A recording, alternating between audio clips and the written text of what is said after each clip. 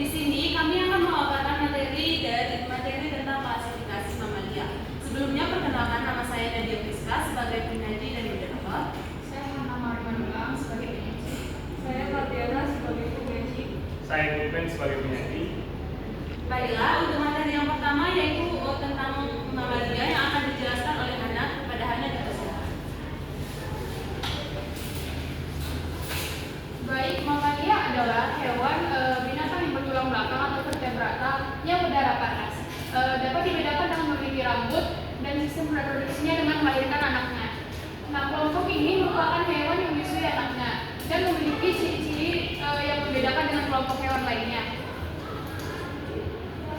Kemudian ada ciri-ciri mamalia. Yang pertama itu dia memiliki kelenjar susu. Kemudian dia mempunyai tulang belakang tentunya vertebrata. Dan ketiga itu habislah mamalia itu memiliki rambut. Meskipun ada beberapa spesies yang rambutnya itu sangat tipis. Nah, kemudian itu ada mamalia itu berkembang biak dengan melahirkan. Tapi ada juga yang berkembang biak dengan cara bertelur. Nah, kemudian itu ada mempunyai kuku atau cakar. Kemudian memiliki gigi taring, gigi seri, dan gigi geraham. Kemudian menggunakan alat pernapasan yaitu paru-paru. Dan berkembang biak dengan melahirkan, tapi ada juga selanjutnya mempunyai telinga luar dan sebagian besar dilengkapi dengan daun telinga.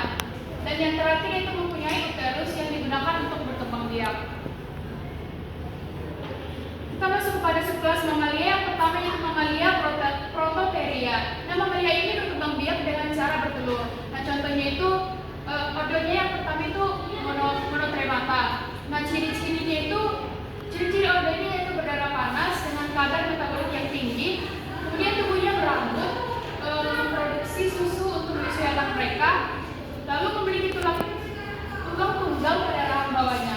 Yang terakhir memiliki 3 tulang telinga tengah. Nah, contohnya itu pada hewan Platypus tetecina.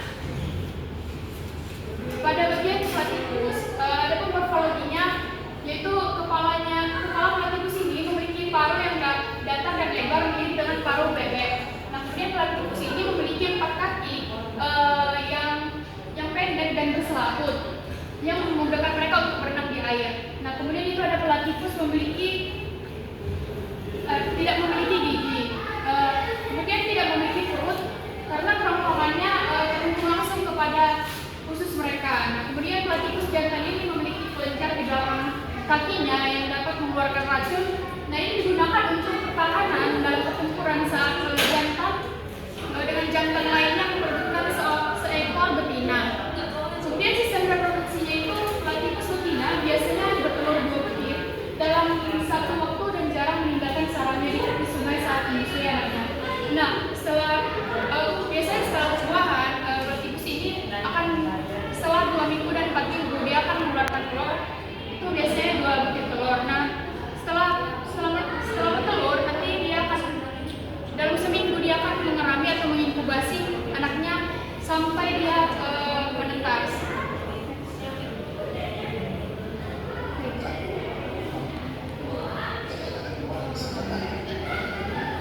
Jadi ini dia platypus. Dia berenang dengan kakinya yang 4 yang berselaput. Kemudian kita lihat di sini dia itu memiliki paruh yang memang mirip dengan bebek.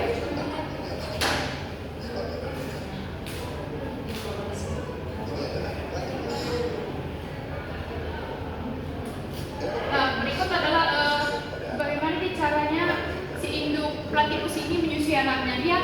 Dia mempunyai kelenjar susu tapi tidak memiliki puting. Nah, dia mengeluarkannya dari perutnya, dari pori-pori perutnya, sehingga nanti anak platypusnya akan menjilati perut si induk.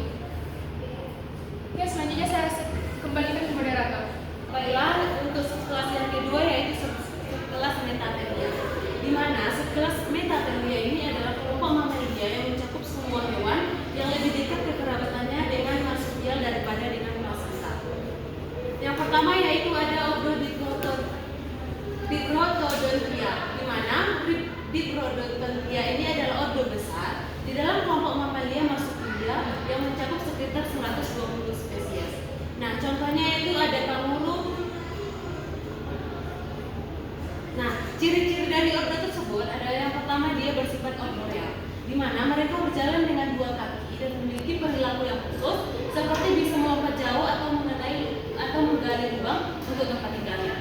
Yang kedua yaitu di Protodolia melahirkan bayi yang sangat muda dan tidak sepenuhnya berkembang. Dan kemudian dia akan berkembang di dalam kantung induknya. Yang ketiga yaitu sebagian besar spesies dalam ordo ini memiliki kantung marsupial di perutnya yang digunakan untuk menyimpan dan merawat bayi mereka yang belum sepenuhnya berkembang. Nah, ordo ini termasuk dalam spesies herbivora seperti koala dan kanguru.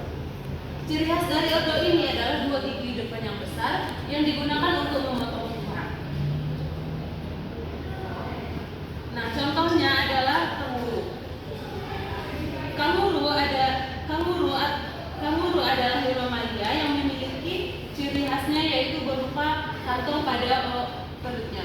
Ciri yang paling khas dari mamalia ini adalah pada kanguru ini yaitu kantung pada perutnya yang hanya dimiliki oleh betina yang berguna untuk menyimpan anaknya yang belum sepenuhnya berkembang saat dilahirkan.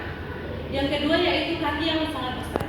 Kanguru memiliki dua kaki belakang dan depan yang ukurannya sangat berbeda. Pada kaki belakang akan berukuran lebih besar dan kuat yang digunakannya untuk melompat. Kanguru juga memiliki ekor yang sangat besar yang untuk membantu dia menjaga keseimbangan saat dia melompat. Nah, ordo yang kedua yaitu ordo Peramelemorphia, di mana ordo ini adalah kelompok marsupial yang unik yang sebagian besar berada di Papua Nugini dan hewan-hewan yang memiliki dalam ordo ini memiliki ciri khas tubuh yang yaitu seperti moncong yang panjang, telinga besar dan kaki yang panjang. Ciri-cirinya yaitu yang pertama memiliki tubuh dengan telapak kaki belakang yang lebih panjang dari kaki depannya. Yang kedua yaitu memiliki moncong yang kencing untuk mencari makanan dan mempunyai gigi taring dan kerakan yang tajam untuk memakan serangga dan hewan kecil lainnya. Kaki depannya digunakan untuk menggali tanah dan mencakap yang kuat. Anak yang lahir sangat prematur dan akan berkembang biak di dalam kandungnya. Bentuk tubuhnya adalah ramping dan untuk memudahkan mereka bergerak di dalam terowongan yang mereka gali. Nah, hewan ini juga memiliki telinga yang besar yang dapat membantu mereka untuk mendeteksi suara mangsa pada malam hari. Berikut adalah paparan video tentang hewan bilbi.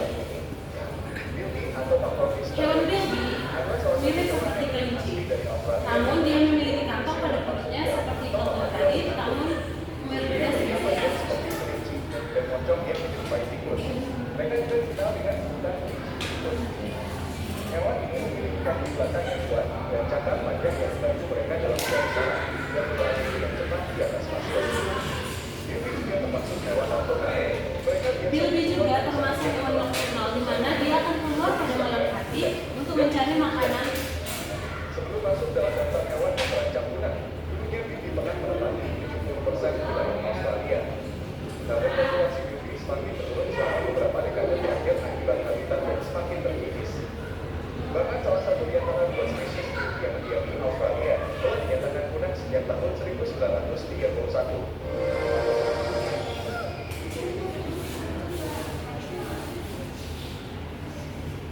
Nah, yang selanjutnya saya kembalikan kepada Baila untuk materi selanjutnya yaitu kelas Mamalia Etatheria yang akan dijelaskan oleh Mardiana. Kepada Mardiana dipersilakan.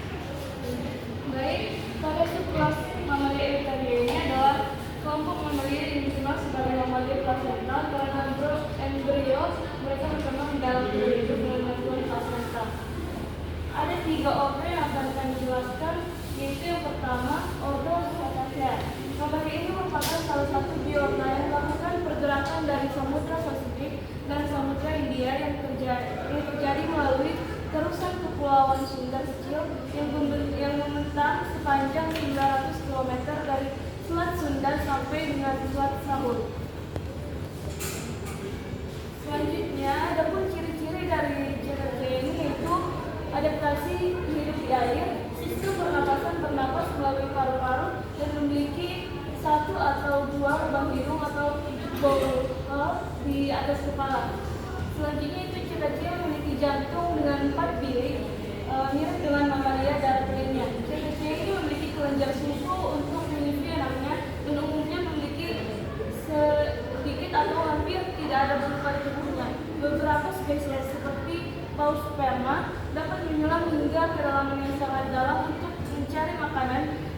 mencapai kedalaman lebih dari 3.000 meter. Cetacea ini berkomunikasi satu sama lain menggunakan suara yang dipantulkan dengan resonan dan setiap spesies memiliki pola suara yang unik.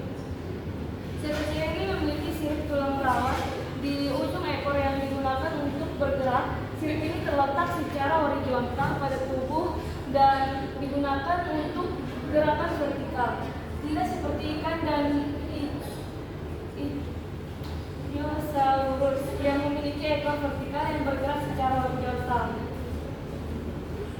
Adapun anatomi dari lumba-lumba yaitu yang pertama melon. Bagian ini terletak di bagian kepala lumba-lumba dan berisi lemak khusus. Melon berperan di eklokasi. Selanjutnya itu otak. Otak lumba-lumba memiliki relatif besar dibandingkan dengan lumba-lumba. Selanjutnya paru-paru. Meskipun lumba-lumba ini hidup di air, lumba-lumba bernafas menggunakan paru-paru. Jantung lumba-lumba memiliki 4 ruang, seperti tadi 4 bilik sama seperti jantung manusia. Selanjutnya itu hati. Hati lumba-lumba berfungsi untuk menyaring racun dan darah dan berfungsi untuk membantu pencernaan. Itu merupakan video ini salah satu sistem reproduksi pada lumba-lumba.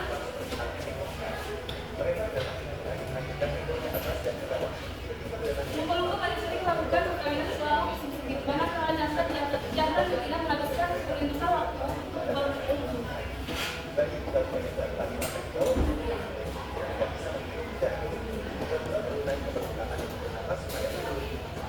Selanjutnya itu ordo Physeotera. Physeotera adalah ordo mamalia yang hanya mampu terbang, yaitu kelelawar. Mereka sekaligus mamalia yang mampu terbang dengan benar dan berkelanjutan. Ada ciri-ciri dari kelelawar yaitu kelelawar adalah salah satu atau satu-satunya mamalia yang dapat terbang dengan baik.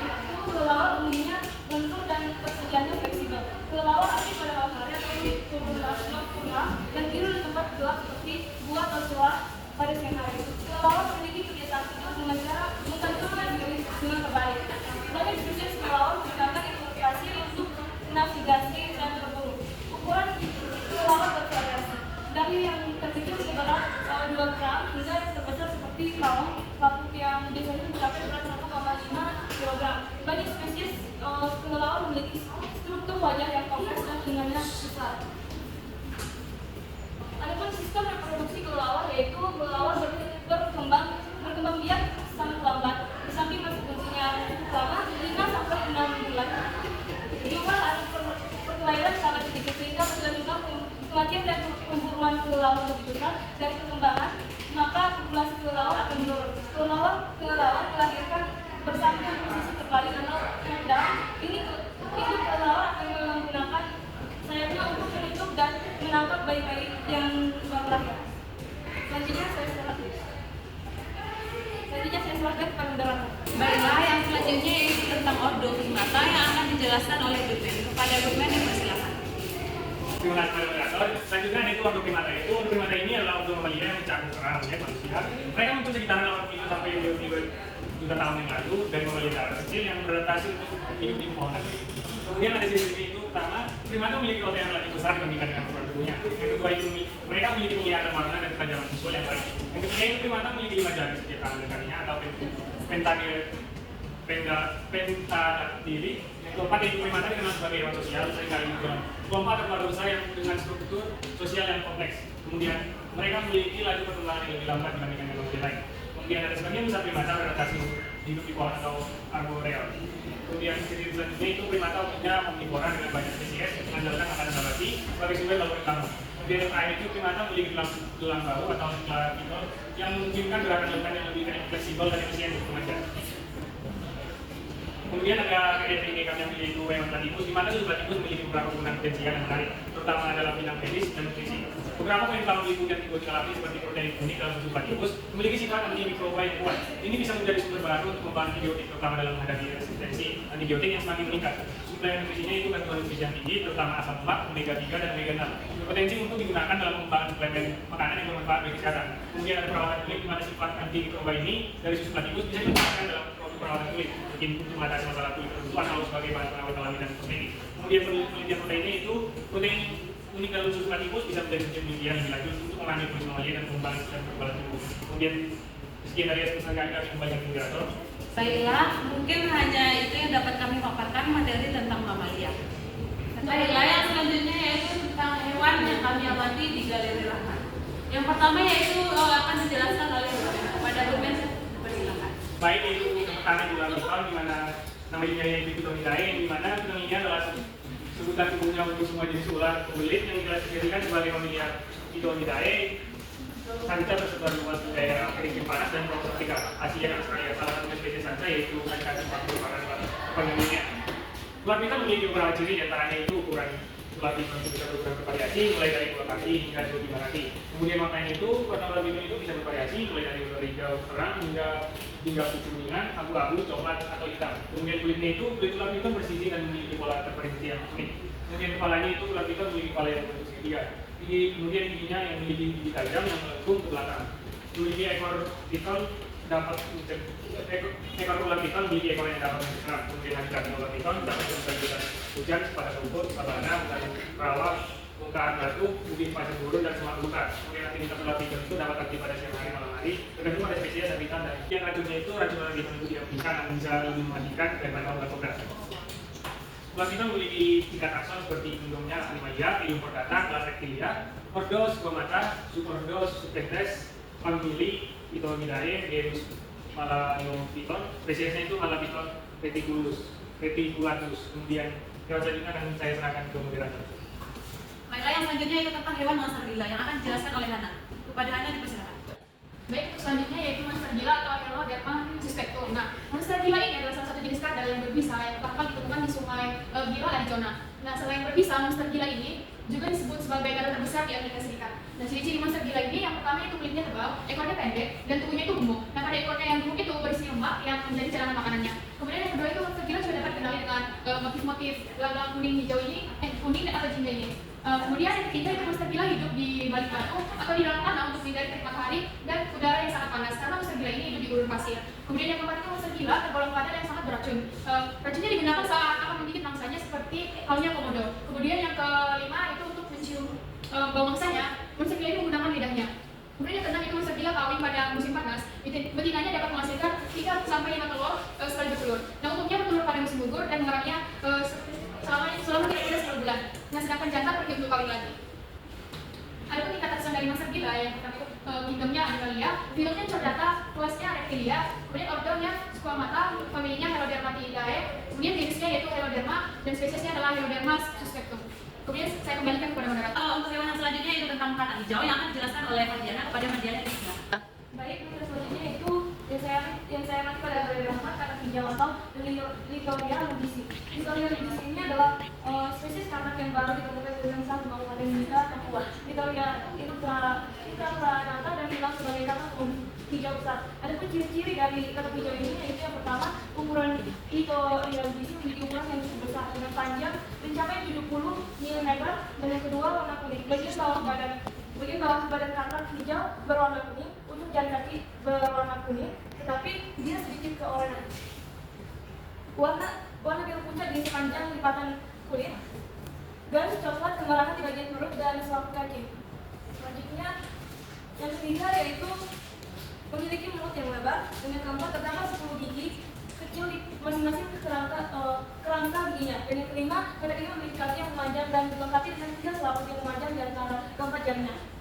Adapun tingkat takson pada kata hijau ini yaitu kingdomnya Animalia, filumnya Chordata, kelasnya Amfibi, ordonya Anura, familinya Pleiadoriaceae, genusnya Litoria dan spesiesnya Litoria lubisi. Selanjutnya saya serahkan kepada moderator.